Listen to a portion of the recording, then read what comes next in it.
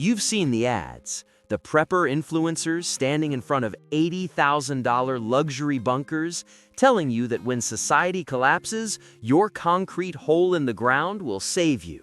Steel doors, air filtration systems, enough freeze-dried lasagna to feed a small army for 15 years. Here's what they don't tell you.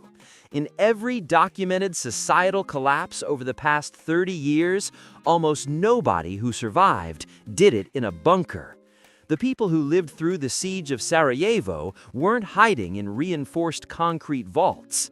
The Venezuelans who made it through economic catastrophe weren't sealed in underground shelters. The survivors of Katrina's aftermath didn't have million-dollar safe rooms. They had apartments, basements, sometimes just interior rooms with furniture pushed against the doors. The survival industry has sold you a fantasy, multi-million-dollar bunkers for scenarios that killed almost nobody in documented collapses. Meanwhile, the actual threats, the ones with body counts you can verify in mortality statistics, get ignored because they're not sexy enough for YouTube thumbnails. So, let's talk about what actually requires shelter in place. Not hypothetical EMP strikes, not zombie outbreaks, real scenarios with real mortality data and real decisions that determined who lived and who became a statistic. Welcome to the truth about sheltering in place.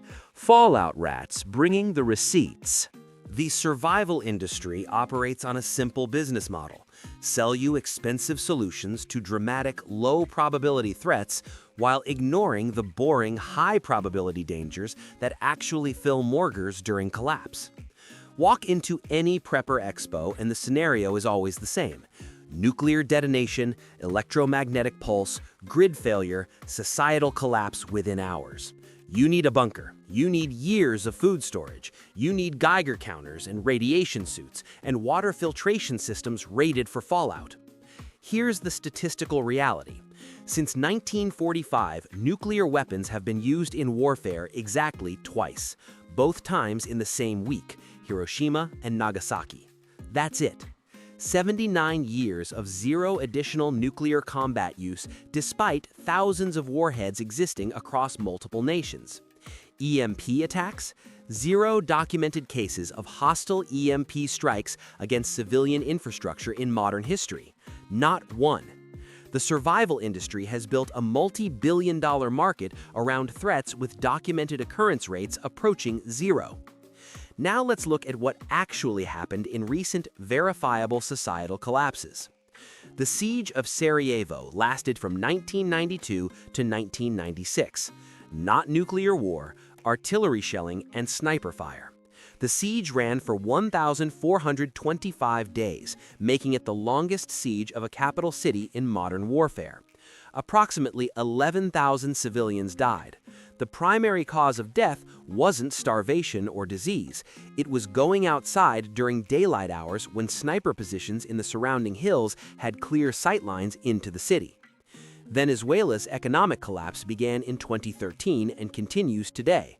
Not an EMP strike, hyperinflation, supply chain failure, and civil unrest. By 2016, the homicide rate in Caracas reached 122 per 100,000, higher than many active war zones. For context, the United States homicide rate that same year was 5.4 per 100,000. Venezuela's rate was 17 times higher nationally, 22 times higher in the capital. The primary survival strategy wasn't hiding in bunkers, it was staying inside during high-risk hours. Hurricane Katrina hit in August 2005. The hurricane itself killed approximately 1,200 people directly through flooding and building collapse. But the second catastrophe came in the days and weeks after. Approximately 1,500 additional deaths from contaminated water exposure, lack of medical care, heat exhaustion, and violence during evacuation breakdown. The storm lasted hours. The collapse lasted weeks. The Soviet Union collapsed in 1991, not from invasion, but from economic system failure. Russia's GDP dropped 45% between 1991 and 1994. Life expectancy fell from 69 years to 63 years in the same period, a 6-year drop in population health that typically takes decades of war or famine to achieve. Homicide rates doubled nationally and tripled in major cities.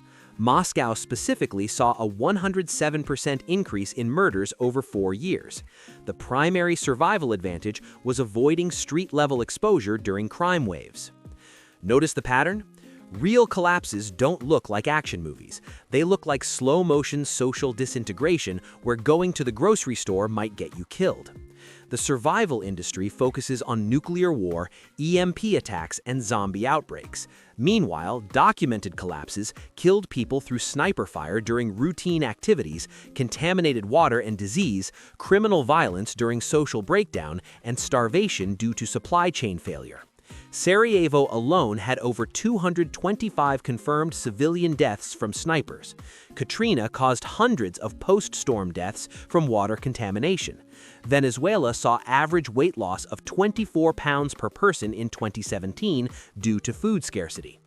This is the threat assessment inversion: expensive preparation for unlikely threats, minimal preparation for documented killers. And here's the critical insight: the scenarios that actually require shelter in place aren't the ones they're selling you bunkers for. Let's examine what shelter in place actually required in these documented scenarios, because the reality looks nothing like the bunker industry's sales pitch. In Sarajevo, approximately 430,000 people lived under siege for nearly 4 years. This isn't hypothetical. This happened in Europe in the 1990s while the internet existed and CNN broadcast footage. The mortality data tells a clear story. The leading cause of civilian death wasn't starvation or disease or building collapse from shelling, though all contributed. It was exposure, going outside, being visible. Sniper positions in the surrounding hills had clear sight lines into the city. Streets became kill zones. The famous sniper alley, Zmaya od Bosne Street, became the deadliest stretch of road in the city. Crossing it required sprinting with no hesitation, no looking around, just a straight run from cover to cover. Many didn't make it. Survivors adapted through shelter-in-place protocols that had nothing to do with bunkers. Interior spaces became life. Basements became community centers. Ground-floor apartments were preferred to upper floors because shrapnel from artillery hits could rain down through damaged ceilings. Families designated one member for outdoor supply runs, minimizing total exposure. That person learned routes, timing, and sprint patterns. Everyone else stayed inside. But here's what the bunker sellers don't tell you. Even in the longest siege of a modern capital city, most people weren't sealed in concrete vaults for 4 years. They were in regular apartments, regular basements. The siege lasted 1,425 days, but shelter in place wasn't continuous, it was strategic. High-risk hours meant full lockdown. Lower-risk windows allowed calculated movement for critical supplies. Water was the forcing function. Sarajevo's water system was frequently cut by siege forces. Civilians had to access public wells and collection points.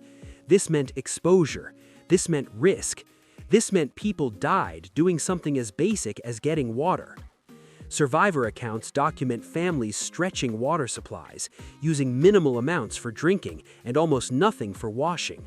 Not because they had high-tech filtration systems, because the alternative was going outside where snipers waited. The psychological toll was catastrophic. 4 years of knowing that opening your door might be the last decision you make. A 2018 study of siege survivors found 33% still met clinical criteria for PTSD 22 years later. This is what real shelter in place looks like. Not a prepper in a bunker eating freeze-dried meals. It's civilians in damaged apartments, rationing water, timing their movements, and developing psychological trauma that lasts lifetimes. Venezuela's collapse created different dynamics but similar outcomes. The crisis didn't end. As of 2024, the situation remains degraded despite some stabilization. Approximately 7.7 million Venezuelans have left since 2014, making it one of the largest displacement crises globally. Those who stayed adapted to persistent instability through behavioral modification, not bunker dwelling. After dark, streets emptied, not because of government curfew, but because being visible meant becoming a target. Kidnapping rates spiked. Express kidnappings, grab someone, force them to ATM, extract money, release or kill depending on cooperation, became routine. Victims weren't wealthy elites, they were regular people who happened to be outside at the wrong time. Venezuelan shelter-in-place wasn't hiding in a bunker for weeks, it was risk management across months and years. Families designated one member for supply runs, usually the person least likely to be targeted. Routes were planned, timing was calculated around known high-risk hours. Trust networks formed with neighbors to share information about criminal activity. This is what actual collapse looks like. Gradual social disintegration where normal activities become calculated risks. Hurricane Katrina proved that even natural disasters create shelter-in-place requirements, but not the kind the industry sells. The hurricane killed approximately 1,200 people directly. Then came the second catastrophe. Approximately 1,500 additional deaths in the days and weeks after, from contaminated water exposure, lack of medical care, heat exhaustion, and violence. New Orleans flooded. 80% of the city went underwater. The floodwater wasn't clean. It was sewage, chemicals, petroleum products, and bacteria mixing into toxic soup. The CDC documented elevated rates of Vibrio vulnificus infections, flesh-eating bacteria that thrives in warm, contaminated water. Mortality rate for severe infection approximately 50% even with medical treatment. Shelter-in-place in upper stories of buildings saved lives during the flooding. Being on the second floor when water reached 8 feet meant survival. Being on the ground floor meant drowning. But shelter-in-place only worked short-term. Water supplies ran out. No refrigeration meant perishables spoiled within 24 hours. August temperatures in the 90s without air conditioning made dehydration life-threatening within days. People who successfully sheltered through the initial flooding were forced to evacuate within 3 to 5 days due to lack of drinkable water. The Soviet collapse created long-duration, low-intensity shelter-in-place through crime waves and economic desperation.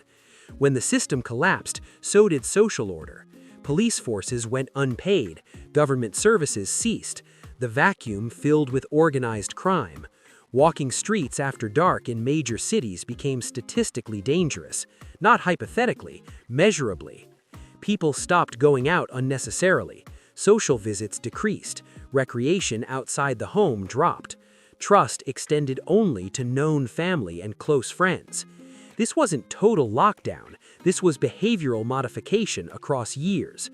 Apartment buildings that organized collective security did better than isolated individuals. Community bartering networks within buildings created closed-loop trade systems. Minimal outdoor exposure during high-risk hours became standard practice. The pattern across all 4 scenarios is clear.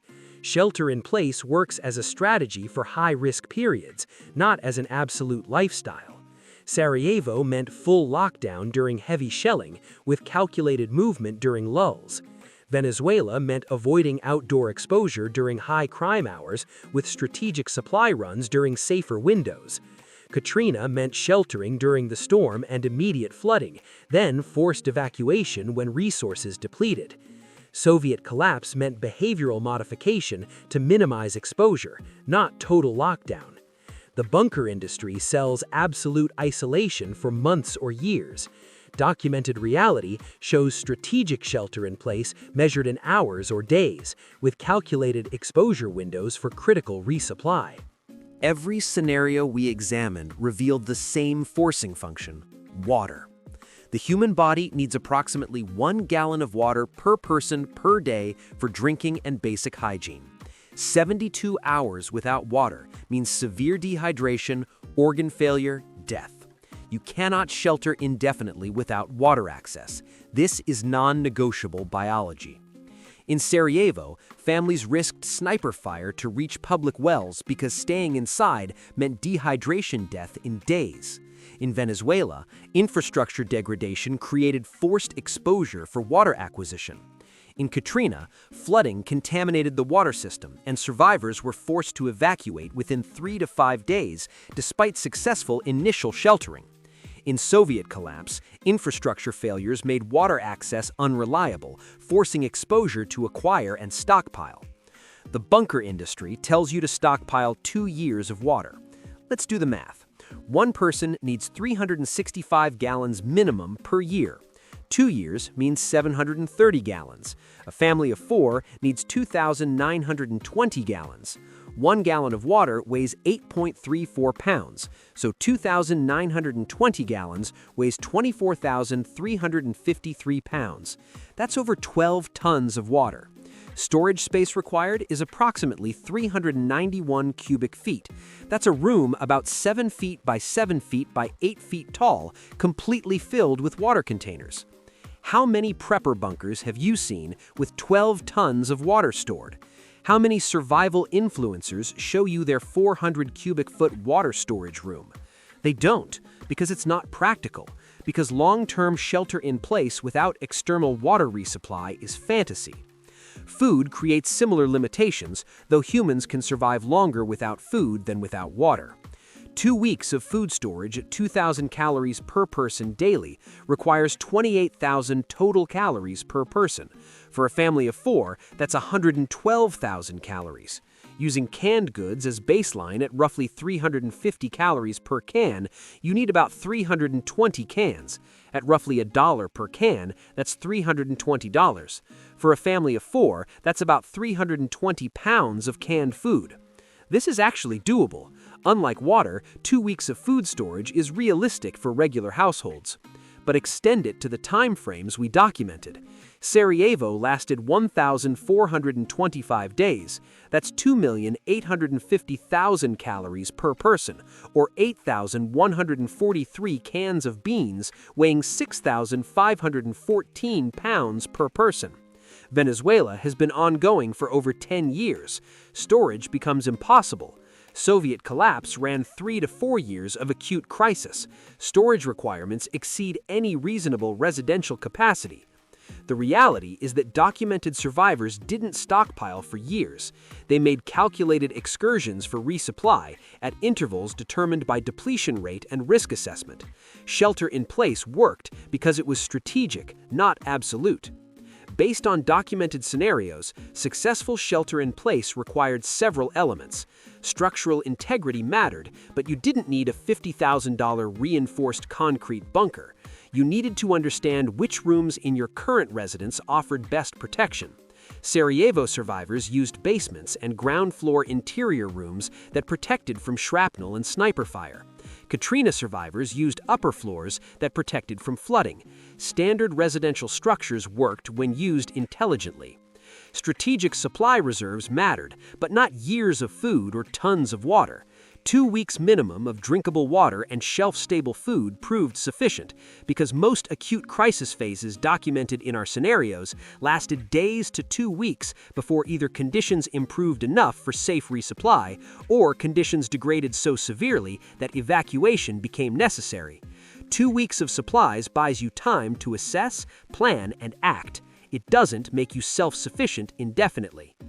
Information access proved more valuable than expensive fortification. Survivor accounts consistently emphasized that knowing what was happening outside determined survival decisions. In Sarajevo, understanding shelling patterns and sniper active hours was critical.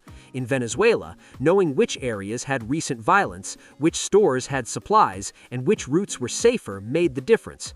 In Katrina, radio broadcasts about rescue operations, water distribution points, and evacuation routes guided decisions. In Soviet collapse, community information networks about crime activity and resource availability determined safe movement windows. A battery-powered radio costs $20. Access to information from neighbors, official broadcasts, or visual observation costs nothing. This proved more valuable than expensive bunker fortification in every documented scenario. Psychological resilience became critical because extended shelter in place degrades mental health. This isn't weakness, this is documented medical reality. Sarajevo survivors showed 33% still meeting PTSD criteria 22 years later. Extended isolation increases depression, anxiety, and impaired decision-making. Maintaining psychological function required routine and structure, social connection, even if just with family members in the same shelter, purposeful activity beyond mere survival, and realistic expectations about duration and conditions. The bunker industry doesn't address this. They sell concrete walls, not coping mechanisms. But survivor accounts consistently show that mental breakdown kills as surely as bullets or contamination.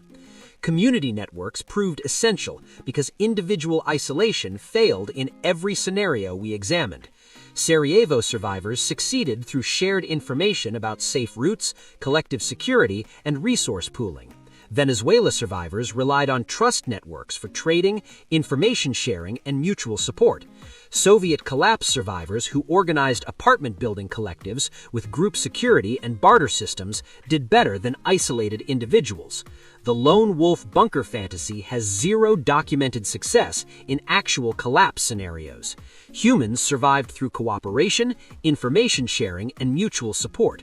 A $100,000 bunker isolates you. A community of trusted neighbors provides security, information, and shared resources. Which one appears in survivor accounts? Let's get specific about what effective shelter-in-place preparation actually looks like based on documented collapse scenarios. 2 weeks of supplies is the documented minimum that bought survivors time to assess and adapt. In Katrina, the acute crisis phase lasted approximately 1 week before rescue operations reached most survivors. In Sarajevo, shelling intensity fluctuated in cycles, and 2 weeks of supplies allowed weathering intense periods before resupply windows opened. In Venezuela and Soviet collapse, 2 weeks provided buffer during supply chain disruptions and high violence periods. 2 weeks doesn't make you self-sufficient indefinitely. It gives you options. It buys decision-making time. For water, 1 gallon per person per day minimum means a family of 4 needs 56 gallons for 2 weeks. Cases of bottled water with 24 bottles per case at roughly 16.9 ounces per bottle equals about 3.17 gallons per case. You need approximately 18 cases for a family of 4 2-week supply. Cost runs about $90 to $120 at retail prices. Storage space is roughly 18 cubic feet, which stacks in a closet or garage.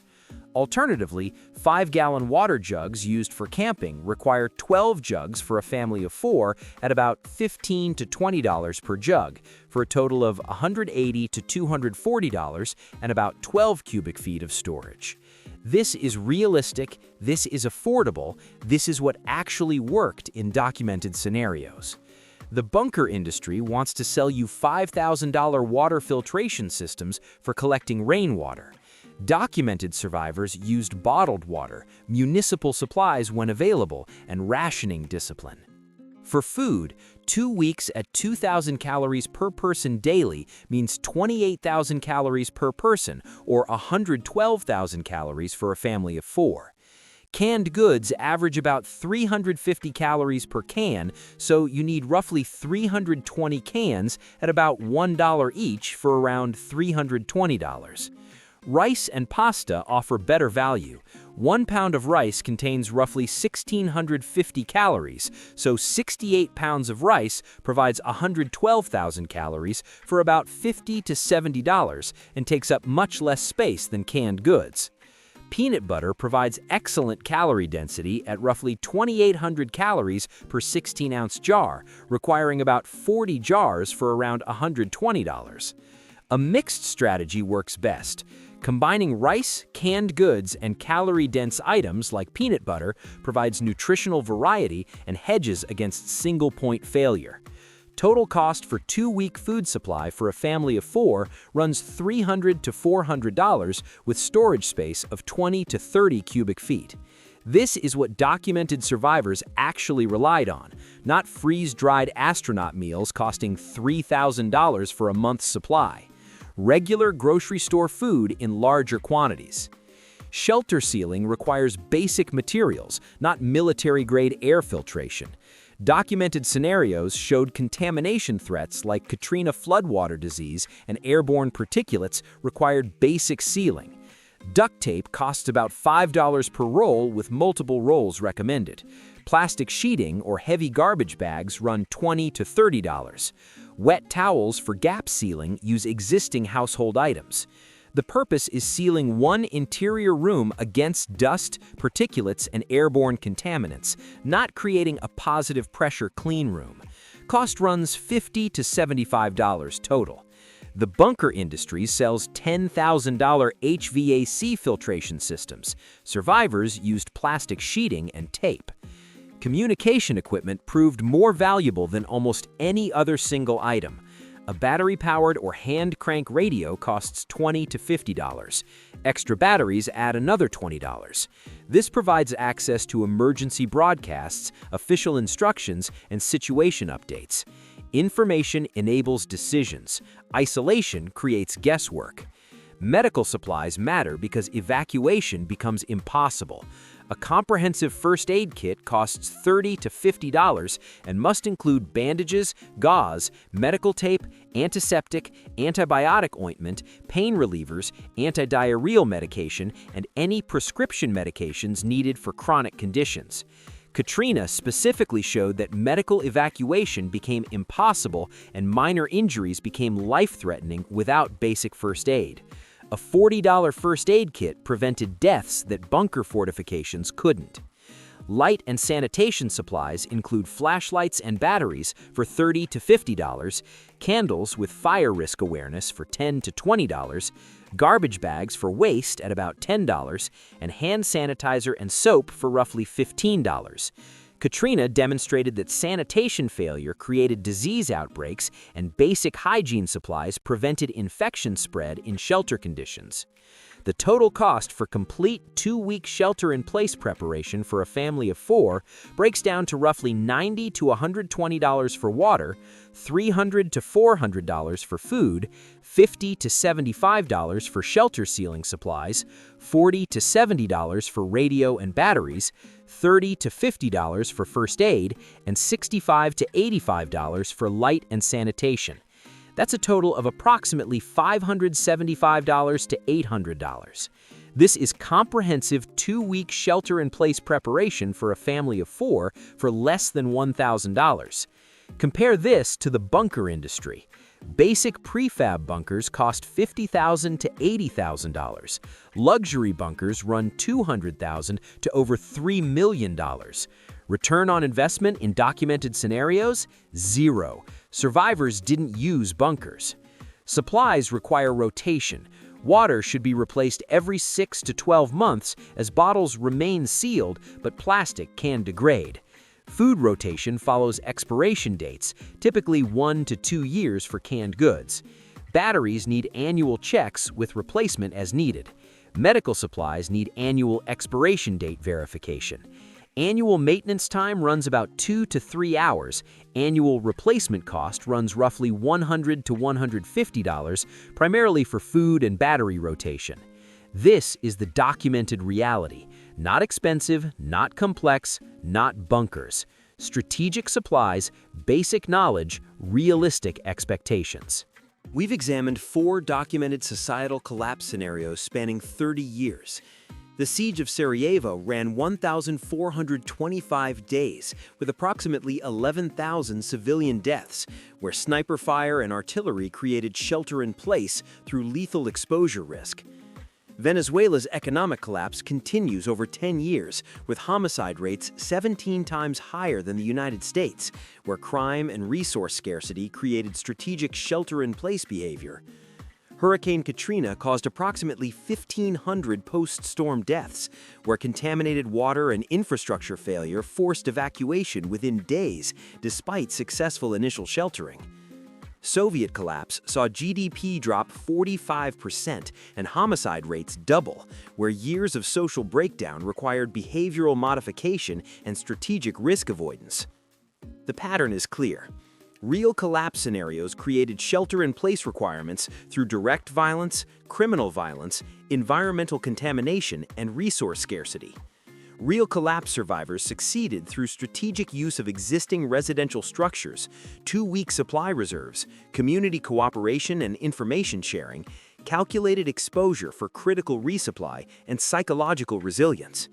Real collapse scenarios did not require luxury bunkers, years of food storage, military-grade equipment, or total isolation.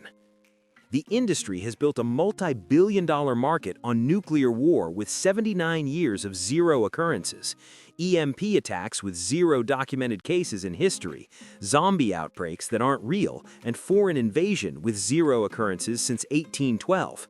Meanwhile, documented collapses killed through sniper fire during routine activities, criminal violence during economic breakdown, contaminated water and disease, and resource scarcity. The industry sells expensive solutions to unlikely threats. The evidence shows basic preparation for documented dangers. When you think about emergency preparedness, ask yourself, are you preparing for scenarios that have actually happened or scenarios that make good movies? Are you investing in documented survival factors like water, food, information access, and community networks, or expensive gear that appears nowhere in survivor accounts? Are you building realistic 2-week resilience or fantasy indefinite self-sufficiency? The bunker industry wants you to believe shelter in place means total isolation in reinforced concrete for months or years. The documented reality shows shelter in place as strategic behavior during acute danger periods, measured in hours or days, with calculated movement for critical needs. Effective shelter-in-place preparation costs less than $1,000 for a family of 4. 2 weeks of water and food, basic sealing supplies, communication equipment, first aid, light, and sanitation. That's what worked in Sarajevo, Venezuela, Katrina, and Soviet collapse. Not bunkers, not years of freeze-dried meals, basic supplies and strategic thinking. You don't need a bunker to survive collapse. You need understanding of documented threats in your region, including crime, natural disasters, and infrastructure vulnerability. You need 2 weeks of basic supplies. You need 1 interior room that can be sealed and defended. You need information access during crisis. You need community connections for mutual support. You need psychological preparation for extended stress. The survival industry has inverted the threat assessment. They focus on dramatic, rare scenarios while ignoring documented killers. Real preparedness addresses real threats with realistic resources. Shelter in place works. It saved lives in every scenario we examined, but it works as strategic behavior, not as bunker dwelling. The choice is yours. Spend 6 figures on concrete boxes for scenarios that have never happened, or spend under $1,000 for supplies for scenarios that have killed thousands in documented collapses. One makes you feel safe, the other makes you prepared. So here's my question for you. After seeing the documented evidence from Sarajevo, Venezuela, Katrina, and Soviet collapse, what's the one supply you're adding to your preparation this week? Not the fantasy bunker gear, the actual documented survival factor. Drop your answer in the comments. I want to see if you caught the pattern. And if you're serious about evidence-based survival analysis instead of industry fantasy, hit subscribe and turn on notifications. Every video on this channel challenges conventional prepper wisdom with documented mortality data from actual collapse scenarios. No sensationalism, no bunker sales pitches, just receipts. Next video, we're examining the medical realities of collapse, because the survival industry sells you tactical first aid kits while ignoring the actual medical causes of death in documented scenarios. Spoiler, it's not gunshot wounds. It's boring stuff like diarrhea and infected cuts, but boring stuff fills morgues. Stay sharp, stay rational, stay alive. Fallout Rat, out.